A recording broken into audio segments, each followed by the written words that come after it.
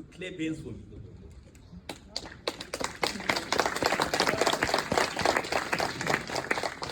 Thank you so much. And I must confess, I was shivering, shaking as I was walking to the stage. And thank you so much, guys, for clapping hands for me.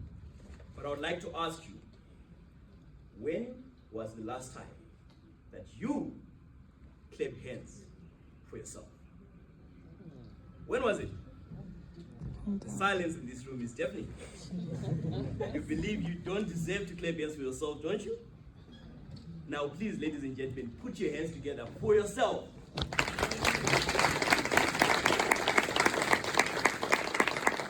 Thank you so much. We live in a difficult time where we often find it difficult to take a deep breath, acknowledge that we are doing well, and clap hands for ourselves. We are accustomed to clapping hands for others as we see them as so much better than us, with this feeling of constant self-doubt and lack of belief in ourselves and in our abilities. Have you ever achieved something and instead of clapping hands for yourself, you just felt you didn't feel it? You just felt maybe you were there because of luck. Maybe there was a mistake. Have you ever achieved something that you did not feel that you owned? You felt that someone else should have gotten that post, that job other than you. And you had that constant fear that somewhere, somehow, someday, someone was going to expose who you truly are. That you are a fake, an imposter, a pretender, and a fraud. That you are just a ticking bomb waiting to explode.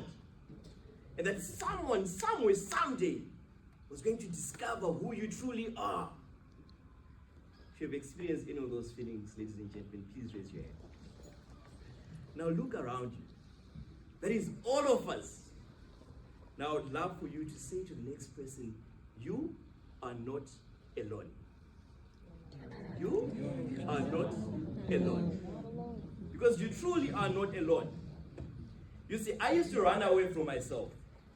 I used to run away. I used to be so insecure about everything about myself, from my accent to my voice to everything. And I remember the first time that I got a job, I just could not believe that I was the one in that chair, in that beautiful office, behind those nice glass walls with people of class. It was just glamorous for me to believe that I deserved to be there. And I remember waiting and waiting and waiting for that knock, where management would come to me and say, Lincoln, we apologize. You actually don't deserve to be here. We are sorry. And I had accepted it. I had in fact drafted my acceptance speech because I believed that I did not fit in there. It was until a friend of mine came to me and said, Lincoln, if you want to be good and if you want to be inspired, you need to join LinkedIn. I joined LinkedIn, only to feel more like a fraud.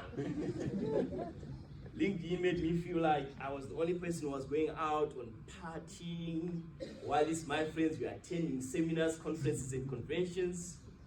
LinkedIn made me feel like I was not serious with my life. I know that you understand what I'm talking about. You have felt it before, don't you? And I remember the voices inside my head saying, Link, we need to do two things, two life-changing ideas. The first was that I was going to start wearing glasses. Because where I come from, wearing glasses is a sign that you are smart, you are intelligent, and you are powerful. But as you can see, that is false. I can see my friends with glasses there. And the second was that I was going to enroll in Masters in Business and Finance, something fancy. My first week of Masters gave me hell. I met an enemy that had not only tormented me, but my entire family for years. It was as if it was walking on the front door and it was saying, come on, young boy. I dare you to come, young boy. That enemy, ladies and gentlemen, was none other than the revered, the respected, the honorable Mr. Mathematics.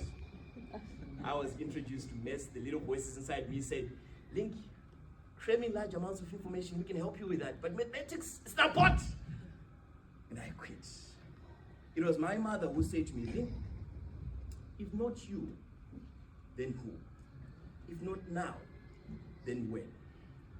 And I've realized that it is important that we accept who we are, because it is a precondition to overcoming the imposter syndrome.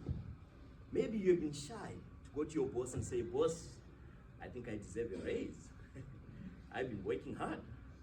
Maybe you have just been promoted to a new post. You just feel that your skills and your abilities are inadequate. You just feel like someone else should have been put in that position and not you. But you must accept yourself.